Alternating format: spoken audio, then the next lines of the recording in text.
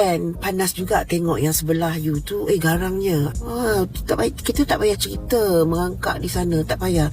Di sini ni jangan merangkak meminta bantuan. Abang kata orang Perak, tak merengkuh, maknanya tak berusaha, selesa dengan menadah. Okey, tiba pula ada sokongan tudung hitam yang garang itu yang agak sombong juga.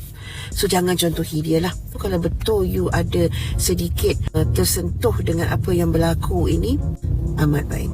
Perkara asas dia ialah you boleh komplain, you boleh menyatakan apa yang you tak puas hati, but you don't have to viral. You boleh je hubungi orang Maib yang telah semenjak 2018 buat baik pada you, membantu you sekeluarga. Janganlah sombong. Janganlah jadikan seolah-olah you tuan, padahal you adalah